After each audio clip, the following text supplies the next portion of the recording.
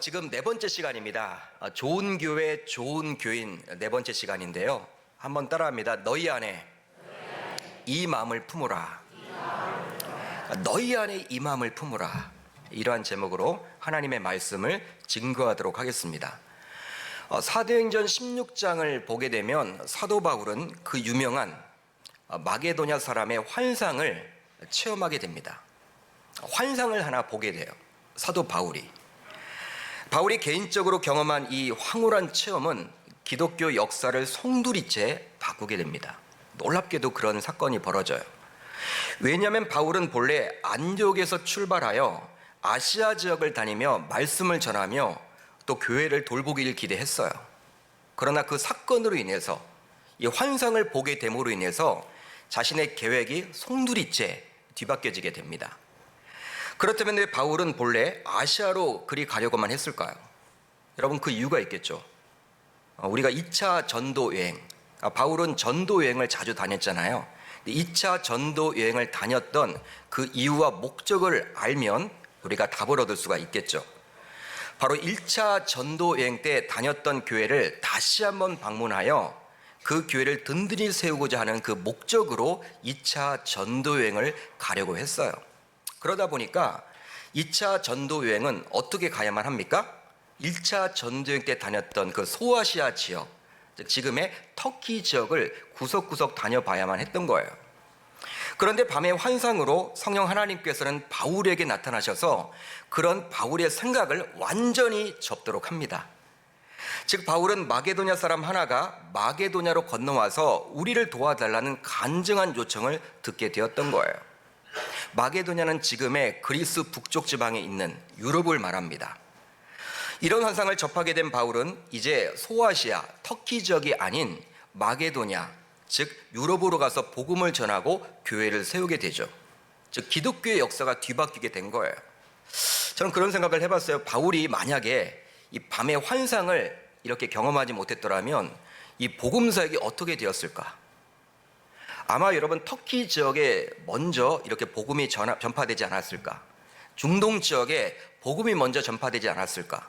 유럽은 늦게서야 복음이 전파되지 않았을까? 전 그런 생각을 해봤어요. 그렇다면 하나님께서 왜 갑자기 급하게 이렇게 성령 하나님께서 환상으로 바울에게 나타나셔서 이렇게 바울의 계획을 막았던 것일까? 여러분, 그 이유가 있지 않겠습니까? 성경을 보면요, 답은 나와 있지 않지만 제가 추측을 해보니 바로 이것이었어요.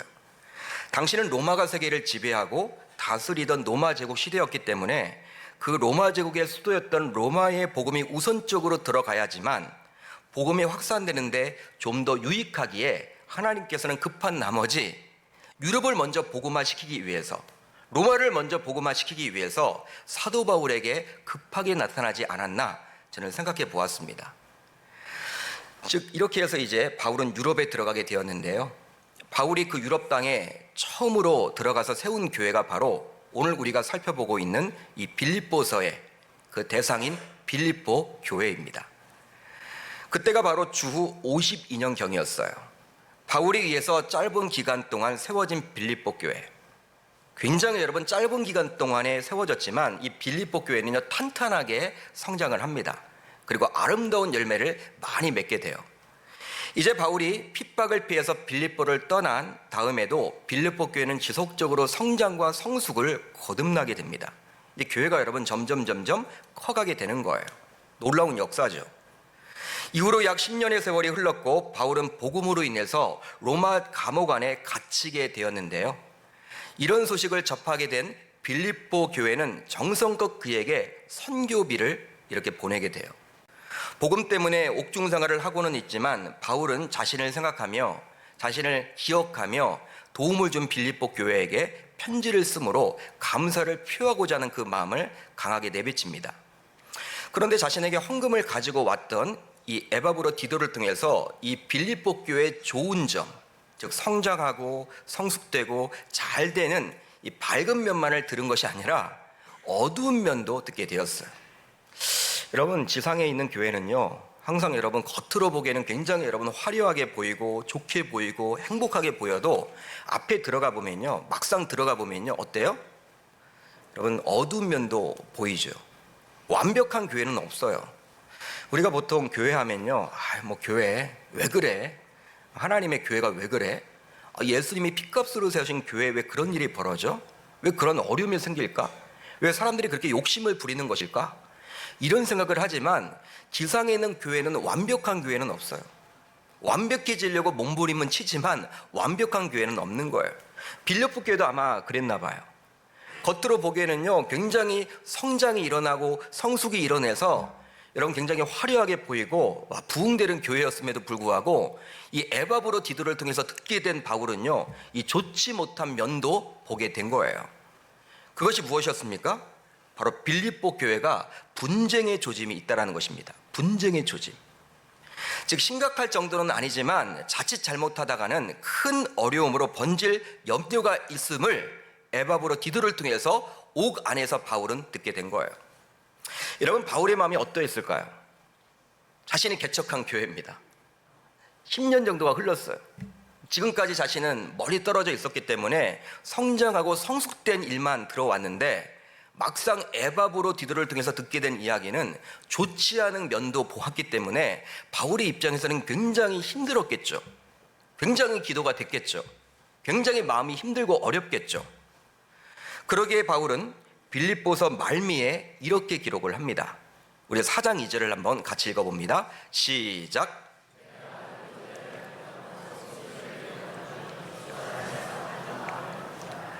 바울은 이렇게 편지를 통해서나마 유오디아와 순두계에게 개인적으로 권면을 해요. 어떤 권면을 합니까? 바로 주 안에서 같은 마음을 품으라. 한번 따라합니다. 주 안에서 같은 마음을 품으라. 그러니까 주 안에서 같은 마음을 품으라. 여러분, 두 여인에게 지금 바울은 이렇게 권면을 합니다. 이걸 통해서 우리는 무엇을 생각해 볼 수 있을까요? 바로 당시 이 빌립보 교회 갈등의 원인은 바로 이 두 여인이었음을 알 수 있는 거예요. 두 여인의 문제가 지금 이 빌립보 교회를 지금 분쟁의 도가니로 지금 밀어놓고 있는 거예요. 이 두 여인 때문에. 실제로 빌립보 교회 개척은요, 여자로부터 시작되었다고 볼 수 있습니다. 여자로부터 시작이 되었어요. 사도행전 16장을 보게 되면 빌립보란 도시에 도착하게 된 바울 일행은 이제 안식일을 맞이해서 예배처소를 찾았습니다. 예배처소를 찾다가 강가에서 이렇게 누구를 만나게 되었냐면 한 여인을 만나게 되었는데 그 여인의 이름이 바로 누디아라는 여인이었어요. 당시 누디아는 붉은 비단을 팔던 여자 사장이었습니다. 여러분, 지금도 비단 실크는요 굉장히 값지잖아요. 근데 여러분, 그 당시 2000년 전이에요. 2000년 전. 그 당시 여러분 비단 실크는요 여러분 굉장히 고가죠. 근데 이 붉은 비단을 팔던 여사장이 바로 누디아였어요. 굉장히 여러분 돈이 많았겠죠. 그런데 여러분, 이 누디아는 하나님을 섬겼던 자였습니다. 그를 만났어요. 그를 만나고 이야기를 나누다가 이제 빌립보 교회를 세우게 되었는데 어디다 세우게 되었느냐? 이 누디아 집에서 시작이 되었습니다. 아마도 그들의 문제는 지극히 사소한 것에서 시작이 되었을 것입니다. 뭐 교리적인 문제나 뭐 세속화나 이렇게 외부적인 그러한 큰 여러분 어떤 여파 때문에 이렇게 갈라지게 된 것이 아니라 지극히 사소한 것, 굉장히 유치한 것에서 여러분 시작을 했을 거예요. 네가 뭔데 나에게 그런 말을 하느냐? 만약에 예를 들어서 이런 말일 거예요. 나는 너보다 더 많이 물질로 시간으로 헌신을 했는데 어떻게 네가 나에게 그런 말을 할 수가 있느냐? 대부분 이런 식이겠죠. 제가 아는 교회는요, 여러분 교회가 여러분 큰 분란을 이렇게 당하게 되었는데 나중에 여러분 이게 이슈까지 됐는데 그 교회 여러분 처음 시작했을 때 굉장히 사소한 것으로 시작이 됐어요. 이 권사님 두 분이. 그러니까 여러분 마음이 맞지 않은 거예요. 마음이 맞지 않으면요 그것으로 끝내면 좋은데 여러분 자신의 의견을 주장하다가 결국 사람들이 그쪽에 붙잖아요. 이제 우리 편, 내 편, 네 편 이렇게 따지다 보면 교회가 여러분 결국 쪼개지게 되는 거예요. 아마도 여러분 오늘 말씀에 등장하는 유오디아와 순두계가 그렇게 하지 않았나. 처음에는 굉장히 교회 중심의 삶, 이 말씀의 중심의 삶, 하나님 중심의 삶을 살다가 이렇게 교회가 잘 되다 보니까 사람들이 여러분 붙죠. 여러분 사람들이 붙게 되면 힘이 생기게 되죠. 근데 그 힘을 잘 활용하지 못하고 그렇게 서로 시기심과 질투심으로 가득 차고 있지 않았나 우리가 생각해 볼 수 있을 겁니다. 그러기에 우리들은 항상 이런 시기심과 질투심이 생겨나지 않도록 영적으로 깨어 있어야 할 줄 믿습니다. 이제 바울은 교회 안에서 하나님을 해치는 이런 시기심과 질투심을 경계하고자 오늘 말씀을 통해서 저와 여러분들에게 권면을 해주고 있어요. 바로 무엇입니까? 그리스도 예수의 마음을 품어야 한다. 이 말씀을 해주고 있습니다. 한번 따라합니다. 그리스도 예수의 마음을 품어야 한다. 여러분 빌립보서 2장 5절을 한번 같이 읽어봅니다. 2장 5절 시작. 곧 그리스도 예수의 마음이니. 아멘. 너희 안에 이 마음을 품어라. 이 마음이 누구의 마음이에요? 그리스도 예수의 마음이에요. 그러니까 시기심과 질투심을 이렇게 해결하기 위한 방법은 누구의 마음을 가져야 한다는 거예요? 그리스도 예수의 마음. 예수 그리스도를 하나님으로 믿고 있는 신자로서 저와 여러분들은 항상 예수님을 닮으려고 몸부림을 치셔야만 합니다. 물론 우리는 피조물이기 때문에 창조주인 예수님이 될 수는 없어요. 그건 신성모독이죠. 피조물이 어떻게 창조주가 될 수 있습니까? 그렇게 말한다면 그 사람은 교주예요. 그러니까 닮아가는 거예요. 그분의 여러분 모습을 보고 닮아가는 거예요. 뭐 어떤 모습을 보고 닮아갈까요?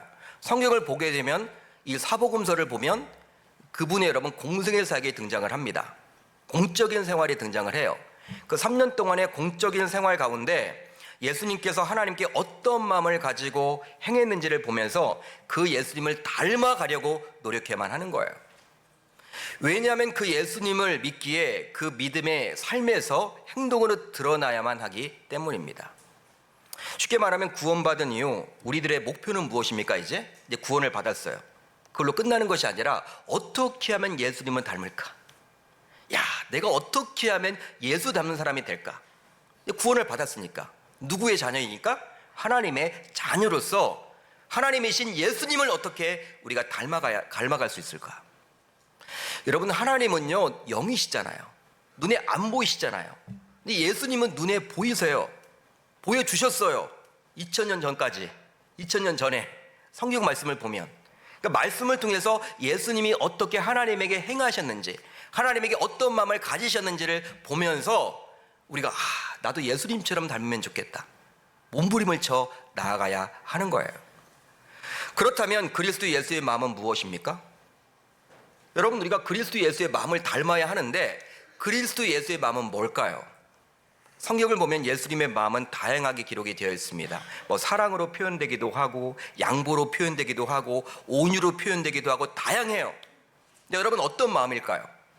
오늘 말씀을 통해서 바울은 주 안에서 같은 마음으로 일치된 교회가 되기를 소망한다면 다음을 갖춰야 함을 말해주고 있어요. 바로 무엇입니까? 한번 따라합니다. 겸손. 겸손이에요, 겸손. 오늘 말씀에 나타나고 있는 이 그리스도의 마음은 바로 겸손이에요.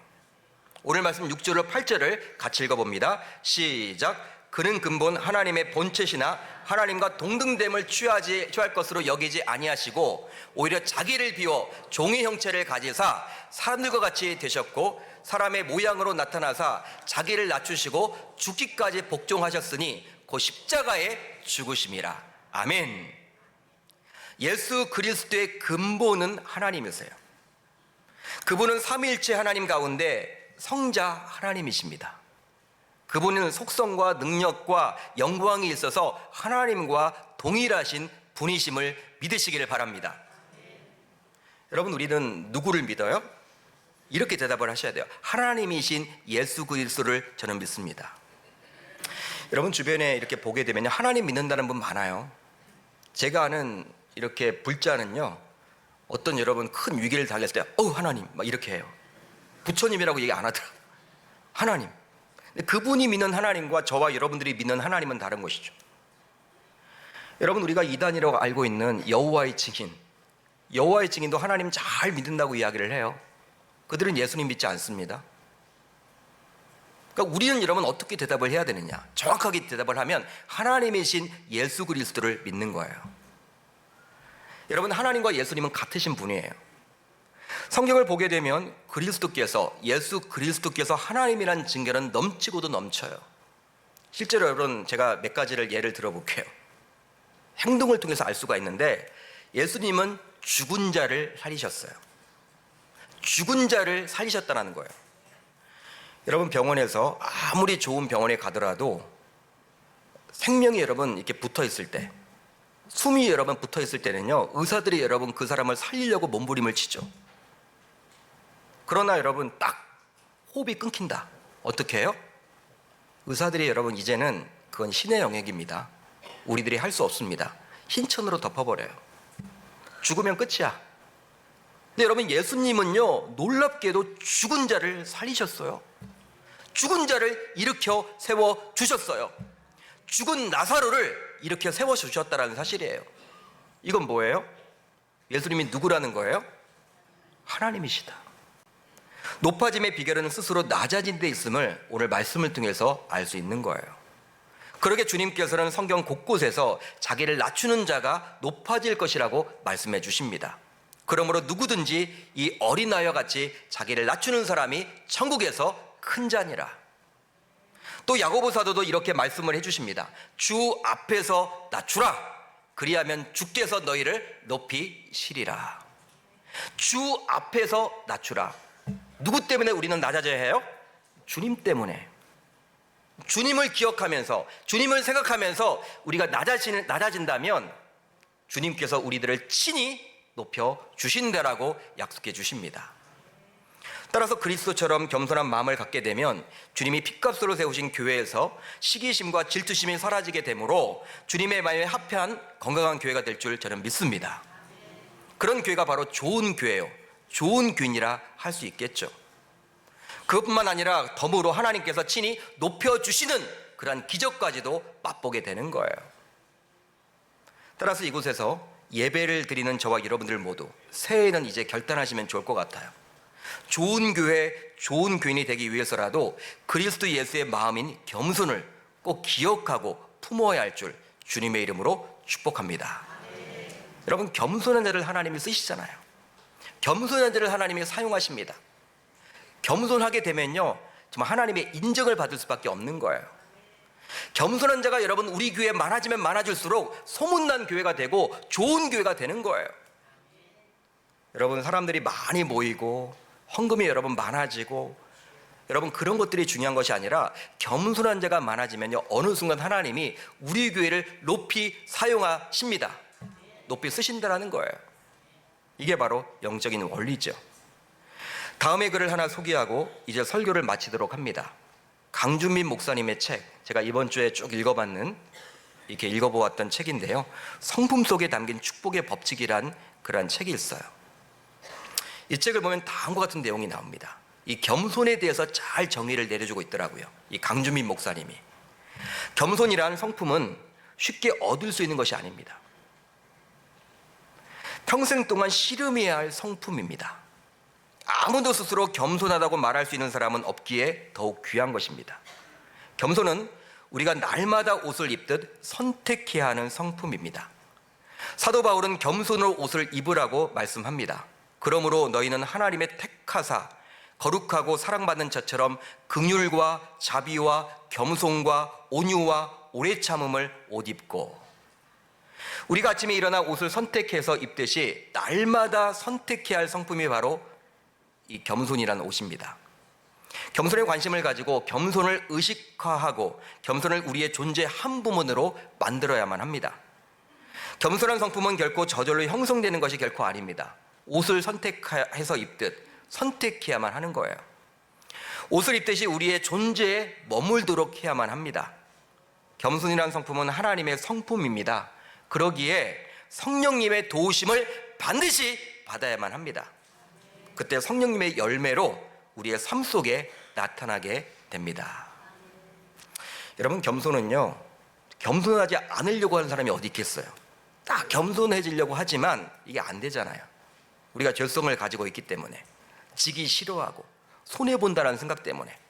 그렇지만 성령님에 붙들려 살게 된다면 이 하나님의 성품인 이 겸손이 몸에 배게 되어 있다는 거예요. 여러분, 우리가 그리스도를 믿는 신자라면 우리는 매일매일 겸손의 옷을 입고 살아가야만 합니다. 겸손의 옷은 선택이 아니라 하나님의 자녀로서 필수로 입어야 하는 유니폼이라는 거예요. 직장에 가면 유니폼을 입는 직장들이 있죠. 제복이 여러분 유니폼 아닙니까? 하나님 나라의 이 제복, 유니폼이 바로 이 겸손이란 거예요. 해도 좋고 안 해도 좋은 게 아니라는 것이죠. 왜냐하면 겸손은 이 하나님의 속성이기 때문에 내 의지와 노력으로는 절대로 불가능하고, 그러기에 하나님의 도우심, 성령 하나님의 도우심이 반드시 필요하다는 사실이에요. 따라서 이제부터 우리들 모두 성령 하나님의 도우심 속에서 겸손의 옷을 입고 살아가야 할 줄 주님의 이름으로 축복합니다. 살아가는 계명교회 성도 여러분, 이제 결단합시다. 다짐하면 좋을 것 같아요. 이제 새해를 맞이했습니다. 이제 다시금 우리에게는 2020년도 1월도 다 지나갔어요. 이제 설날입니다. 설날을 지냈습니다. 이제부터 시작하시면 돼요. 지나간 1월을 생각하지 마시고 새롭게 시작되는 2월을 맞이해서 우리가 어떻게 살아가야 할 것인가 결단하시면 좋을 것 같아요. 새해는 우리들 모두 성령 충만하게 되므로 그리스도 예수의 마음인 이 겸손의 옷을 매일매일 입고 살아갈 수 있기를 주님의 이름으로 축복합니다.